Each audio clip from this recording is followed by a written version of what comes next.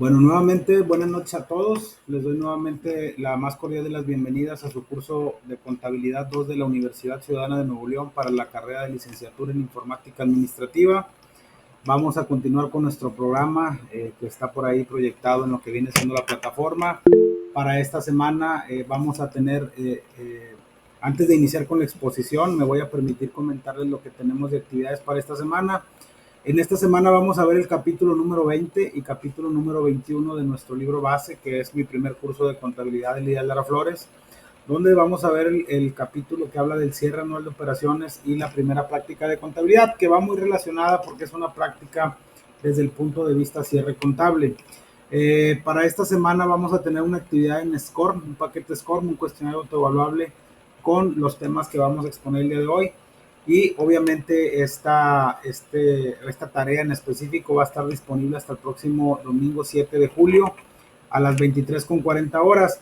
Es importante, como quiera, recomendarles que no entren al último, es decir, que no lo dejen a las 23:35, porque la plataforma, como ya se los he comentado en otras ocasiones, por ahí tiene un desfase de 10 a 15 minutos. Entonces, si ustedes son las, no sé, las 11:30, a lo mejor la plataforma ya son las 11:40 y por eso ya no les deja accesar a que puedan realizar sus tareas. Mismo caso cuando tienen que incorporar alguna tarea con algún formato Word, PowerPoint, etcétera. Y adicionalmente vamos a tener un foro. Ese foro también ya está publicado, tiene la misma vigencia desde el día de ayer y hasta el próximo domingo 7 de julio en la noche. Y es un foro muy sencillo que consta de algunas preguntas que habla del tema de asientos de ajuste, que es el tema que por ahí ya vimos hace previo a lo que viene siendo el examen parcial. Y es un foro de 3 preguntas. Creo que algunos alumnos ya empezaron a contestar y pues obviamente se les pide su participación a todos porque forma parte integral de sus tareas. Como les comenté, la semana pasada no tuvimos sesión síncrona de aprendizaje porque por el tema del examen parcial.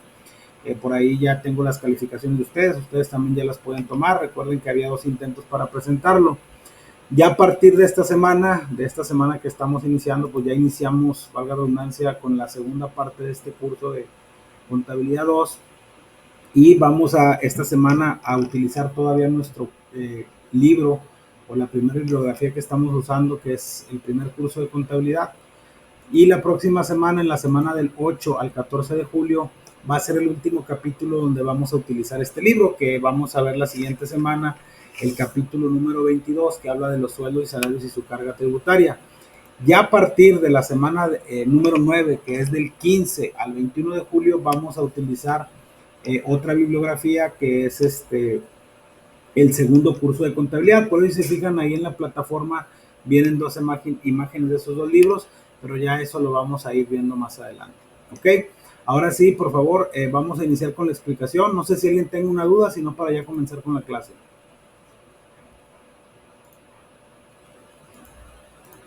Si alguien por favor me puede compartir, acabo de presentar por ahí las diapositivas con las que nos vamos a apoyar. Estas diapositivas también ya las tienen ustedes ahí en su plataforma. Nada más por favor confírmenme si alguien, si ya pueden ver bien la presentación. Ok, gracias Mari. Vamos a iniciar. Reitero, por respeto a los alumnos que siempre están y que están en tiempo y forma. Entiendo que hay algunos alumnos que por cuestiones laborales o personales no se pueden conectar. Recuerden que como quiera, esta sesión está siendo grabada para todos aquellos alumnos que precisamente no se pueden conectar. Ok, vamos a iniciar con la primera diapositiva. Como ya lo comentamos, el día de hoy vamos a hablar del capítulo número 20, que habla del cierre anual de operaciones, y del capítulo 21, que es una práctica muy sencilla de contabilidad, pero que va muy relacionada. ¿Qué tenemos como objetivo para este capítulo? Que conozcamos cuál es el proceso contable que se lleva dentro de la contabilidad comercial, valga la redundancia, para hacer un cierre anual de operaciones. Y aquí hago una pausa. Todas las empresas, y lo relaciono mucho con la parte fiscal, porque aunque esta es una materia técnica, está muy relacionada con la parte tributaria. Todas las personas morales y personas físicas estamos obligados a presentar una declaración anual.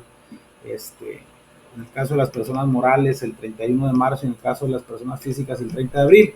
Ya vimos en el capítulo número 16, cuando hablamos de los libros de contabilidad, quiénes eran las personas obligadas que estaban a llevar esos registros, esos libros contables.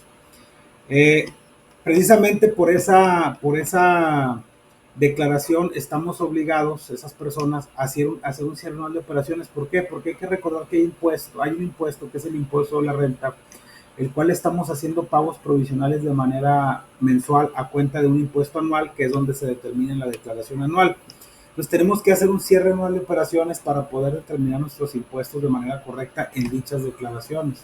Entonces por eso es bien importante que los cierres, yo siempre les manifiesto que a veces se hacen, o no a veces, siempre se hacen cierres contables de manera mensual para ir cerrando, que los periodos estén ya correctos y que al final del ejercicio pues no tengamos algún sobresalto en un mes ya pasado o que ya hayamos cerrado.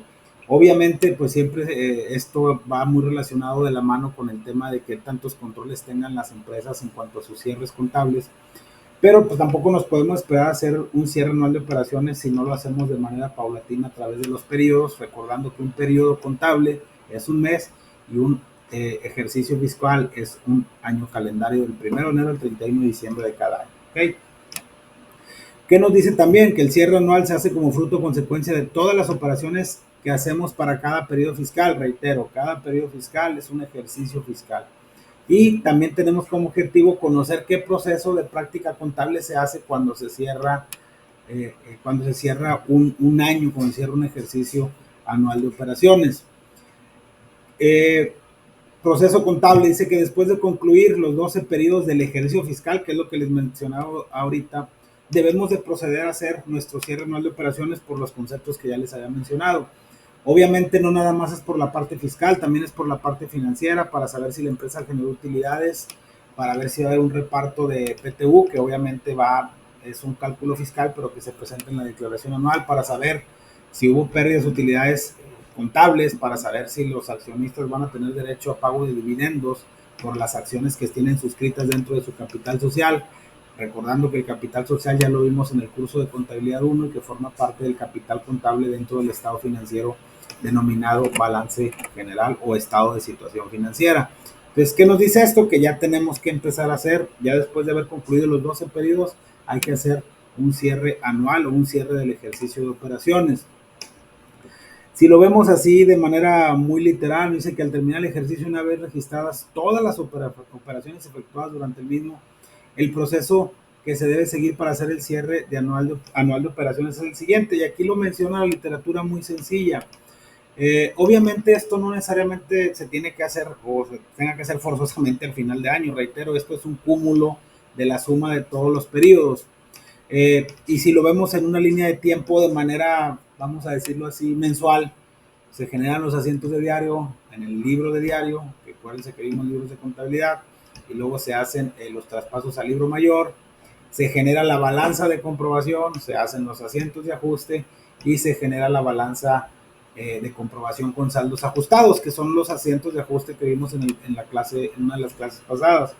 Ya con esos saldos ajustados, ahora sí técnicamente procedemos a realizar con esos saldos de las cuentas o de los esquemas de mayor nuestros estados financieros que vimos en el curso de contabilidad 1, que habla del estado de situación financiera o balance general, o también el estado de resultados o estado de pérdidas y ganancias, que es el que nos dice o nos explica o nos determina cómo se generó la utilidad o la pérdida contable de un ejercicio. Si lo vemos en una línea de tiempo es a grosso modo, sin embargo aquí también siguiendo un poquito la mecánica de lo que es la literatura, nos dice que se formula la balanza de comprobación con las cuentas que aparecen abiertas en el libro mayor. Cuando hablamos de partidas o de cuentas abiertas, estamos hablando de cuentas que tienen un saldo. Saldo de clientes, saldo de bancos, para el caso del balance general, saldo de proveedores, saldo de activos, de depreciaciones, de activos diferidos, de deudores, de acreedores diversos, de pasivos diferidos, de capital, etcétera. Obviamente, si hay una cuenta que esté saldada, es decir, que su movimiento deudor y su movimiento acreedor sea cero, pues eso no se va a presentar en la información financiera porque no tiene caso. Vamos a poner un ejemplo muy sencillo, que yo traiga en la cuenta de clientes un saldo cero, pues no voy a manifestar que me debe a alguien 0 pesos, ¿verdad? Simplemente no se presenta dentro del balance general. Y obviamente, pues no tiene caso poner ese tipo de información. Eso es cuando es una cuenta con partidas o con movimientos o con cuentas que tienen eh, que aparecen partidas abiertas o que tienen saldo. Vamos a acabar así pronto. Recuerden que esto lo vimos en el capítulo número 10, cuando hablábamos y mencionamos lo que es una cuenta, lo que es un movimiento deudor, un movimiento acreedor, lo que era un saldo y cuando era una cuenta saldada. ¿Ok? Movimiento deudor menos movimiento acreedor nos da nuestro saldo deudor en dado caso de que sean cuentas de activo. Movimiento acreedor menos nuestro movimiento deudor debe dar un saldo acreedor en caso de que sean cuentas de pasivo y capital o de ingresos. Y así es en la manera en la que vamos a generar esos estados financieros. ¿Para qué nos sirve la balanza de comprobación? Para nosotros, y aquí también hago una pausa, en el ámbito contable, dependiendo del giro que se trate, el expertise que tenga cada contador o la persona responsable de llevar a cabo los registros contables, pues ya más o menos tiene una idea de los saldos que tiene la balanza de comprobación. Obviamente en esa balanza de comprobación se formula para nosotros verificar que los saldos sean razonables. ¿A qué me refiero con razonables? Que, por ejemplo, si yo facturé, no sé, 1 millón de pesos y cobré de contado 500,000 y los otros 500,000 son a crédito, pues obviamente tengo que verificar que al menos exista un saldo en la cuenta de clientes de por lo menos 500,000 pesos, suponiendo que ya tengamos bien identificado qué se cobró y qué no se cobró. Si yo voy a verificar que mi saldo de bancos contablemente sea razonable, pues tengo que ver mi conciliación bancaria, porque acuérdense que eso lo vimos en los asientos de ajuste. Si voy a ver deudores, si la gente que me debe es razonable, si me ha estado pagando, no me ha estado pagando, etcétera. Entonces, para eso sirve la balanza de comprobación y obviamente lo principal, que no se nos haya quedado ningún asiento pendiente de registrar y que las cuentas tengan la naturaleza o que su saldo sea de acuerdo a su naturaleza. Recordando otra vez que todas las cuentas de activos son de naturaleza deudora, es decir, que el saldo de la cuenta debe de estar del lado izquierdo de la cuenta mayor, que todas las cuentas a excepción, perdón, de lo que viene siendo las depreciaciones del activo fijo y las amortizaciones del activo diferido, que esas son de naturaleza acreedora porque su naturaleza es disminuir el valor de los bienes. Y en el caso de las cuentas de pasivo, que todas sean acreedoras, a excepción de las amortizaciones de los pasivos diferidos, lo cual es de naturaleza deudora, para disminuir el valor de esos pasivos. En el caso de las cuentas del estado de resultados, pues que el ingreso sea de naturaleza deudora, los costos acreedora, los costos deudores, los gastos deudores, la utilidad acreedora y la pérdida deudora. ¿Ok? También lo que ya mencionamos, que se compruebe el saldo de cada una de las cuentas coincida con su mayor auxiliar correspondiente, que se hayan hecho los traspasos, reitero, en el supuesto de que todavía llevemos la contabilidad de manera manual. Ahorita esto ya lo hace nuestro registro electrónico de manera automática. Se determina cuáles son los saldos de las cuentas que no coinciden con la realidad, de acuerdo al expertise y a lo que ya comentamos hace un ratito. Se hacen los asientos de ajuste. Si yo veo que hay una cuenta que su saldo está volteado, si me faltó un registro, como ya lo mencionamos en el capítulo 18, que necesito registrar un faltante, un sobrante, el pago de un seguro, el pago de una factura que no se contabilizó, etcétera. Tenemos que proceder a hacer esos asientos de ajuste para que pueda coincidir lo más que sea la realidad financiera de la empresa o que al menos sea lo más exacto posible. ¿Ok? Se formula una nueva balanza de comprobación, como ya lo mencionamos hace ratito en línea de tiempo, en la que figuren los saldos de las cuentas ya con los asientos de ajuste. Se hacen los asientos de pérdidas y ganancias para determinar la utilidad o la pérdida del ejercicio, que eso ahorita lo vamos a ver más adelante. Se hace el asiento de cierre y ya en base a eso se elabora lo que viene siendo el estado de resultados o pérdidas y ganancias, que lo vimos en el capítulo 8 y 9 del curso pasado, y el estado de situación financiera o balance general, que lo vimos en el capítulo número 6. Y obviamente esto sería un proceso contable como tal para llevar a cabo un cierre anual de operaciones. Obviamente lo estamos viendo de manera muy macro y vamos a poner un ejemplo. ¿Qué es la balanza de comprobación? Pues es el documento por medio del cual se pueden verificar si todos los cargos y abonos de los asientos de diario han sido trasladados a las cuentas de mayor correspondientes, respetando el principio o la regla de la partida doble, que es lo que yo les mencionaba ahorita. Todos los traspasos del libro de diario al libro mayor se deben de hacer de manera correcta, siempre y cuando lo llevemos de manera manual. Obviamente la balanza de comprobación, si no respetamos la regla de la partida doble, por más registros electrónicos que tengamos, nos va a parecer que la balanza está descuadrada y el sistema o el registro, como lo quieran ver, lo va a mandar a una cuenta de cuadre. ¿Por qué lo manda a una cuenta de cuadre? Porque recuerden que siempre tiene que haber un cargo y un abono. ¿Ok? Esa es la regla principal y es el sistema de contabilidad por excelencia. Aquí tenemos una balanza de comprobación. Por ejemplo, aquí si se fijan, aunque aquí no puse movimientos iniciales porque creo que se los había explicado a los que ya estuvieron conmigo en el curso de contabilidad 1 y creo que también en este curso lo comenté. Cuando las cuentas son de balance general, siempre van a tener un saldo inicial o un saldo cero.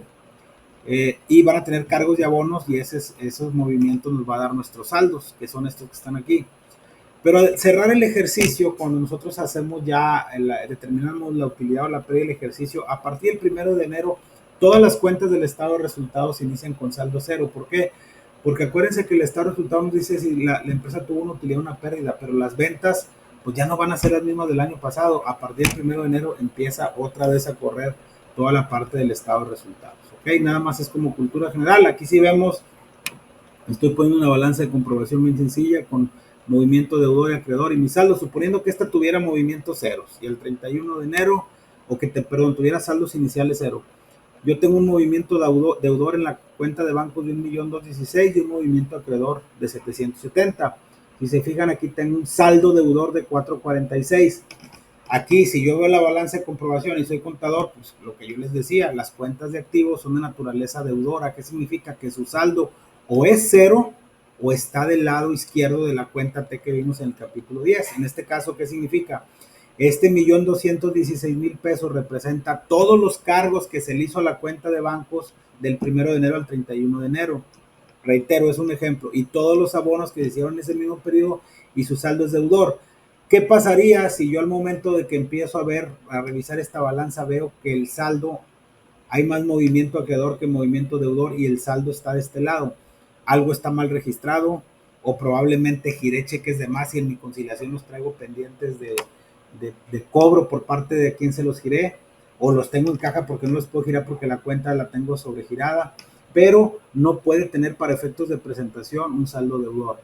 Si yo tuviera un saldo acreedor, si yo tuviera, por ejemplo, aquí hice compras o me regresaron mercancía por 1.200.000 pesos, pero devolví mercancía o vendí 560, al final yo tengo 640.000 pesos de mercancías o en el almacén, que es lo que les decía, que si yo digo, oye, ¿por qué traigo un movimiento acreedor? Pues no puedo tener negativa, vamos a decirlo de alguna manera, que tengo menos 400.000 pesos de mercancía. Pues no tiene lógica, porque acuérdense que los activos son bienes y derechos, deben de ser deudores.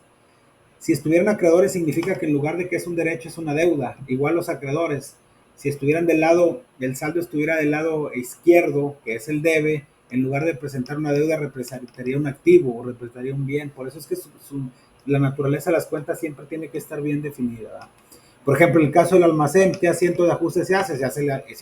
¿Qué procedimiento se hace para verificar que el saldo de la cuenta de almacén esté correcto? Pues se hace un conteo físico, un almacén, para nosotros verificar que efectivamente no falte ninguna mercancía. Y creo que lo vimos también como ejemplo en los asientos de ajuste. Si llega a haber un faltante o un sobrante, se tiene que hacer el ajuste correspondiente.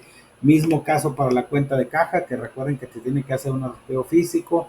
Cuentas por cobrar o clientes, vamos a decirlo de alguna manera, pues que no exista mucha antigüedad, etcétera, etcétera. Entonces, por medio de esta balanza de comprobación, nosotros podemos advertir o podemos verificar que los saldos de las cuentas sean correctos y que estén lo más apegado a la realidad de la situación financiera de la empresa.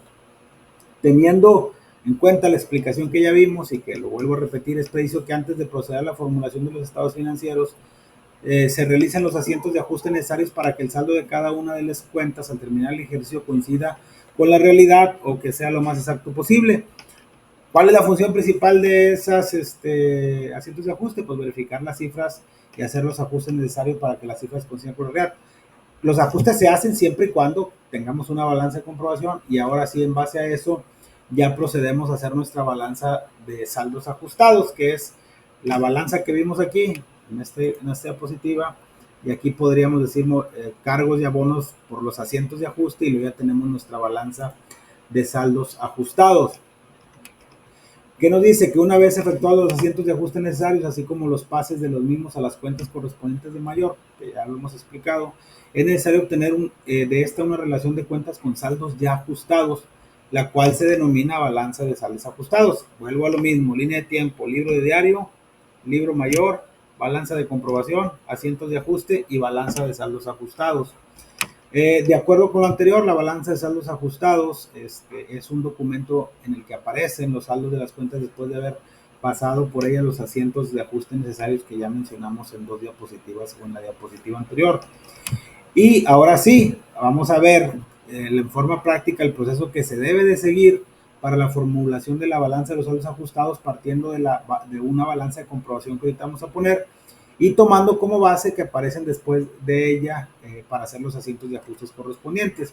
Aquí tenemos una balanza de comprobación de Almacenes El Triunfo a determinado periodo. Si se fijan, aquí en la balanza de comprobación, si se fijan, vienen cuentas de balance, pero también vienen cuentas de lo que viene siendo resultados o cuentas de estado de resultados. Y tenemos algunos asientos, dice que para hacer, aquí nos pone un ejemplo muy sencillo, dice que para hacer los asientos de ajuste es preciso verificar que el saldo de cada una de las cuentas de la balanza de comprobación coinciden con la realidad. Las diferencias que pudiéramos llegar a detectar son las que se deben contabilizar por medio de asientos de ajuste.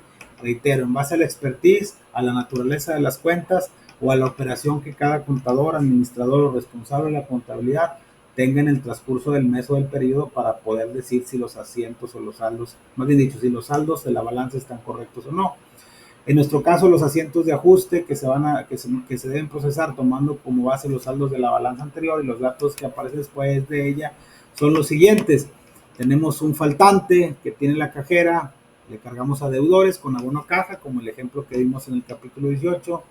Renta IVA, por la renta e IVA de una caja de seguridad que el banco descontó de nuestra cuenta de cheques, pues obviamente cargo a rentas pagadas por anticipado, suponiendo que fuera un activo diferido.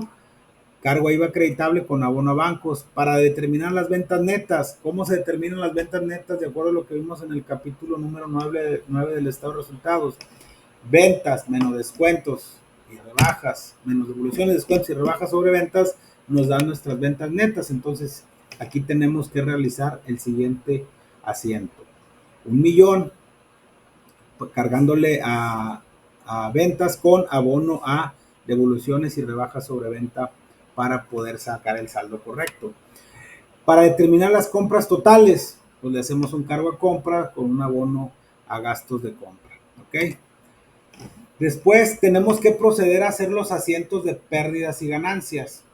El estado de resultados, recuérdense que se llama estado de resultados por el resultado que arroja dicho estado financiero, llámese una pérdida o una ganancia, pero también se llama pérdidas y ganancias y ahorita vamos a explicar por qué. Nos dice que los asientos de pérdidas y ganancias, también nombrados traspasos, se hacen al terminar el ejercicio para transferir los saldos de las cuentas de resultados a la de pérdidas y ganancias, con el objeto de conocer la utilidad o pérdida del ejercicio. Cuando hablamos de una cuenta de resultados de pérdidas y ganancias, es la cuenta contable que nosotros le vamos a generar en el capital.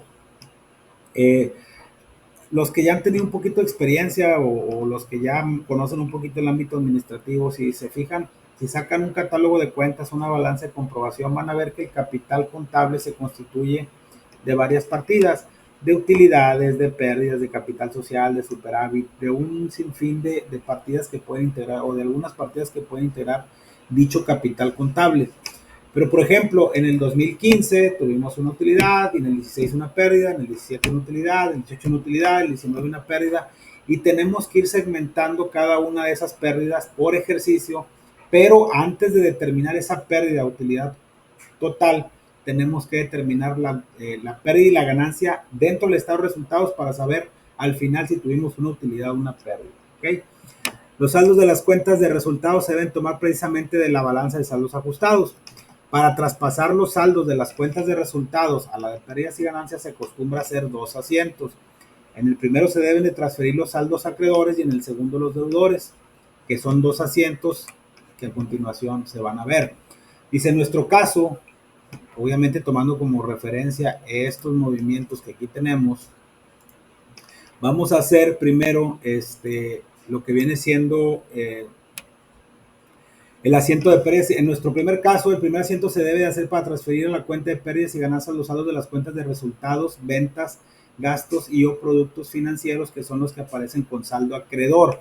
Recordando que hay cuenta acreedor. Si se fijan, las ventas de qué naturaleza son, de naturaleza acreedora. ¿Cómo se disminuyen? Cargándolas. Los gastos y productos financieros, suponiendo que pues, fueron más los productos financieros que los gastos, son de naturaleza acreedora, se cargan. Pues aquí tenemos, le hacemos un cargo a esas dos cuentas, que son cuentas de estado de resultados, y le abonamos a la cuenta de pérdidas y ganancias la misma cantidad. Si se fijan, la suma del movimiento deudor y acreedor se respeta la regla de la partida doble. Posteriormente, vamos a hacer un segundo asiento para transferir a la cuenta de pérdidas y ganancias los saldos de naturaleza deudora, como son los gastos de venta, los gastos de administración, los otros gastos de otros productos, que son las que técnicamente pues deben de ser de esa naturaleza. Si se fijan, los gastos de venta, gastos de administración y otros gastos, cuando son de naturaleza deudora, tienen naturaleza deudora y cómo se disminuyen abonándolos. Entonces los tenemos que cancelar y lo cargamos a la cuenta de pérdidas y ganancias. Aquí, si se fijan, tenemos pérdidas y ganancias por 12.368.400.000 pesos, 12.368.400 pesos como resultado de la cancelación de los movimientos acreedores que representan ingresos, y tenemos 7.069.450 pesos como resultado de la cancelación de las cuentas deudoras que representan gastos o egresos. ¿Ok? Ahora sí, tenemos que hacer una balanza previa al balance. Si nosotros esto lo vemos de una manera literal, ¿qué utilidad tendríamos aquí? Pues es bien sencillo. Si yo agarro 7.069.000 pesos por concepto de gastos y tengo 12 millones, pues es tan sencillo como que si lo quisiéramos ver de una manera un poquito más literal, voy a hacer la suma aquí, como que creo que ahí viene en la diapositiva, pero es importante que ustedes también lo tengan. A los 12.368.400 le restamos los 7.069.000 y nos va a dar aproximadamente una utilidad de 5 millones. Esa utilidad contable es la que va a ir dentro del capital contable. Si nosotros hubiéramos generado, que es de naturaleza acreedora, si nosotros hubiéramos tenido más gastos que ingresos, hubiéramos generado una pérdida, y esa es de naturaleza deudora, pero también va dentro del capital contable. Por eso en el curso de contabilidad 1 hacíamos mucha referencia a que los saldos que se presentan, o más bien dicho, que la relación que existe entre el balance general y el estado de resultados está enfocado por la utilidad o la pérdida. Obviamente, un estado financiero nos dice cómo estamos. El balance general es un estado financiero que nos dice cómo estamos a una fecha determinada, y el otro estado financiero nos dice cómo se está generando las utilidades o las pérdidas de una empresa. ¿Ok? Se hace la balanza previa al balance, se formula con los saldos de las cuentas que quedan abiertas, que es lo que mencionábamos ahorita, y luego se procede a hacer un asiento de cierre. El asiento de cierre, como su nombre lo indica, se hace para saldar o cerrar las cuentas que quedan abiertas después de haber trasladado los asientos de pérdidas y ganancias al libro mayor. Se hace con los saldos de las cuentas que aparecen en la balanza previa al balance general, y el asiento de cierre es el último asiento que registramos para cerrar el ejercicio. Por ejemplo, este sería un asiento de cierre. Si se fijan aquí de este lado, tenemos todas las cuentas acreedoras, cómo se disminuyen, cargándolas. Todas las cuentas deudoras, cómo se disminuyen, abonándolas. Tenemos que hacer un asiento de cierre al momento de que se hace, como su nombre lo dice, el cierre del ejercicio. Obviamente, aquí tenemos que traspasar la utilidad que ya generamos en estado de resultados, pero esa va dentro del capital contable. Y después se tiene que hacer un asiento de reapertura, y es lo que yo les comentaba ahorita hace unos instantes. Dice que al empezar el nuevo ejercicio se debe de hacer en el libro de diario el asiento de reapertura, precisamente con las mismas cuentas y saldos que contiene el asiento de cierre, pero invertido en su orden, o sea que las cuentas que aparecen cargadas en este último se deben de abonar o de acreditar, y las que aparecen abonadas se deben de cargar. Si se fijan, ¿por qué es importante este tema? Estamos cerrando, por ejemplo, el ejercicio fiscal 2024. ¿Cuándo se cierra? El 31 de diciembre. Esa es la fecha en la que nosotros vamos a presentar en marzo nuestra declaración anual, hablando de personas morales. Pero si yo tengo un saldo en bancos al 31 de diciembre de 50,000 pesos, el 1 de enero voy a tener ese mismo saldo en bancos. Si alguien me debe el 31 de diciembre por concepto de venta de mercancía, que es el caso de los clientes, 2 millones, voy a iniciar con 2 millones el 1 de enero. Ya si el 5 de enero me paga, pues obviamente ya tengo que registrarlo y ir cancelando ese saldo. Estos se hacen únicamente para cerrar, pero cuando se reapertura el periodo, estas cuentas que aparecen aquí como cargadas, ahora se tienen que abonar y estas que aparecen como abonadas se tienen que cargar, que es lo que mencionó la diapositiva que mencionamos. ¿Por qué? Porque lo estamos haciendo nada más para cerrar y para hacer el traspaso de la utilidad o la pérdida que se generó en el ejercicio. Sin embargo, estos mismos bienes y estas mismas deudas cierran el 31 de diciembre, pero empiezan otra vez al 1 de enero, que es lo que yo les decía, que si por ejemplo yo tuviera en caja cero de caja, pues no voy a poner este saldo porque no voy a poner caja con cero. Simplemente son saldos que tienen, vaya, son cuentas que tienen saldo o que están abiertas al momento en que se practica el cierre del ejercicio. ¿Ok? Después, pues ya se hace el asiento, aquí se están cancelando todas las, este es un asiento, es este mismo ejemplo, pero vamos a decirlo de una manera más económica, se vuelven a cargar todo a las cuentas deudoras y abonar todas las cuentas acreedoras. Y obviamente pues tenemos aquí nuestro estado de resultados, que obviamente recuerden que el estado de resultados, si lo queremos ver de una manera muy práctica o muy directa, no es otra cosa más que un estado financiero que nos dice cómo se determinó la utilidad o la pérdida del ejercicio, pero no es otra cosa más que un estado financiero de sumas y restas. ¿Cuánto vendí? ¿Cuánto me regresaron? ¿Cuánto rebajé? ¿Y cuánto me devolvieron por mis descuentos, devoluciones y rebajas sobre ventas? Me da mis ventas netas menos mi costo de ventas, que mi costo de ventas es mi inventario inicial, más mis compras netas. ¿Cómo se determinan las compras netas? Compras más gastos sobre compra, menos mi inventario final y tengo mi costo de venta. Después tenemos nuestra utilidad bruta, que es nuestra utilidad por el giro de la empresa, y luego tenemos que descontar nuestros gastos de operación, que son los gastos de administración, los gastos de venta, los gastos financieros, y luego tenemos que sumar los otros productos y los otros gastos y ya tenemos nuestra utilidad o nuestra pérdida neta, que eso ya reitero lo vimos en el curso pasado, ¿sale? Después, obviamente, como ya les mencioné, y este es un tema netamente, ahora sí que fiscal, nosotros cuando presentamos una declaración anual estamos obligados a presentar varios reportes. Todo lo que hemos estado viendo aquí en estos cursos son netamente cursos de contabilidad como tal, pero al momento de que presentamos ya fiscalmente nuestras declaraciones de impuestos, hay una serie de procesos que se tienen que llevar a cabo, pero que obviamente, como siempre le he dicho, hay que recordar que uno de los usuarios principales de la información financiera que emana de la contabilidad es el Estado. Llamémosle el Estado al fisco, al gobierno que nos está fiscalizando nuestros ingresos o está verificando si estamos determinando de manera correcta nuestros impuestos.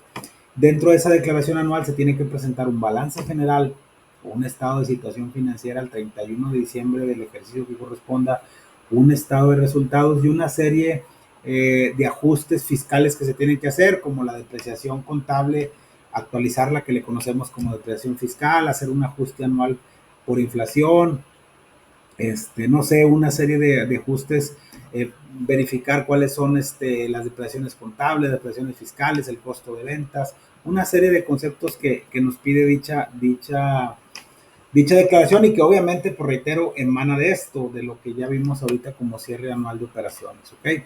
Aquí ponemos un ejemplo de un balance general. Por ejemplo, la utilidad que tenemos aquí, después de haber realizado estos dos asientos para cancelar, va dentro de esta parte que es el estado financiero denominado balance general, que va en esto que dice aquí, utilidad del ejercicio. Suponiendo que fue el primer ejercicio, si ya trae más ejercicios arrastrando la empresa, hay que recordar que se le conoce como utilidades acumuladas, que son del ejercicio anterior, y la utilidad del ejercicio es el que vamos a declarar, o si hay pérdidas acumuladas y la pérdida del ejercicio. Y obviamente este balance general pues también aquí nos va a decir cómo está nuestra situación financiera, que estos son los saldos que les mencionaba ahorita. Por ejemplo, aquí cargamos 16,000 pesos. Este es el saldo con el que cerramos al 31 de diciembre y que es con el que empieza el 1 de enero. Tenemos X cantidad aquí de saldos que obviamente representan nuestros derechos dentro del balance general y nuestras obligaciones, así como nuestro capital contable, que obviamente se compone de varias partidas, entre ellas el capital social, que es las aportaciones que hacen los socios, y las utilidades o las pérdidas que haya tenido la empresa en el periodo o en periodos pasados. ¿Ok? Y pues bueno, eso sería todo respecto a este capítulo. Como ven, es un capítulo, son dos capítulos en uno, pero lo estamos tratando de resumir de una manera un poquito sustancial. Aquí nada más lo que yo les quiero dejar como enseñanza básica de estos dos capítulos es que todas las personas físicas y morales que están obligadas a presentar una contabilidad o que persiguen un lucro, estamos obligados a hacer un cierre anual de operaciones contable, en el cual debemos de hacer un proceso en una línea de tiempo muy sencilla. No me quiero ir a la parte de la contabilización, yo creo que eso ya está muy claro que debe ser diario y que obviamente deben de ser registros que afecten las operaciones financieras y contables de la empresa, pero sí y empezar con la balanza de comprobación. Tenemos que determinar una balanza de comprobación, la cual debemos de verificar que los saldos estén de acuerdo a su naturaleza y que coincidan lo más exacto con la realidad. Si llegamos a detectar alguna diferencia, alguna situación que no coincida con lo que ya comentamos, tenemos que proceder a hacer los famosos asientos de ajuste, que no es otra cosa más que un asiento contable, pero que nos va a ajustar las cifras a lo que realmente se debe de representar en las cuentas para obtener nuestra balanza de comprobación con saldos ajustados y ahora sí proceder a hacer nuestro cierre, cancelando las cuentas deudoras contra las cuentas acreedoras en el balance general y en el caso del estado de resultados, cancelar las cuentas deudoras contra las cuentas acreedoras y determinar nuestra utilidad o pérdida contable que va dentro del balance general. Esto yo también reitero y hago mucho hincapié, sobre todo ustedes que son o que van a ser licenciados en informática administrativa. Esto ya se hace de manera más cotidiana a través de un registro electrónico, como lo mencionamos en el curso de libros de contabilidad, en el capítulo perdón, de libros de contabilidad. Ahorita en la actualidad yo creo que es muy poca la gente que lleva la contabilidad de manera manual. El llevar la contabilidad de manera manual ya no es viable desde el punto de vista operativo, sobre todo si la empresa tiene infinidad de movimientos, infinidad de operaciones. Muchas de esas empresas también se auxilian con los libros, que se ayudan, perdón, o se apoyan con los libros auxiliares o libros de subcuentas o cuentas colectivas y de control que también ya vimos en clases pasadas para poder, de acuerdo al volumen de operaciones, tener un mejor control de la información. Recordando como siempre que la información contable que emana o la información que emana de la contabilidad nos sirve sobre todo para tomar decisiones de cómo está nuestro negocio, qué podemos hacer con él y nosotros como licenciados en informática administrativa pues debemos de apoyar la parte contable, sobre todo en la parte de no quiero decir de los sistemas ni configuración, pero sí en la parte de el apoyo en cuanto al software que se puede utilizar, que conozcamos un poquito la contabilidad porque obviamente les va a servir de mucho en su carrera. ¿Ok? Entonces, eso sería todo respecto a estos dos capítulos. No sé, por favor, si alguien tiene alguna duda, con toda confianza háganmelo saber y aclaramos la duda que pudieran llegar a tener.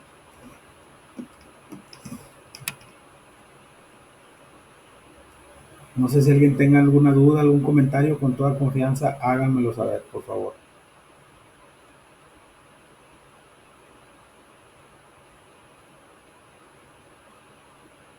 ¿No hay dudas, comentarios respecto a estos dos capítulos?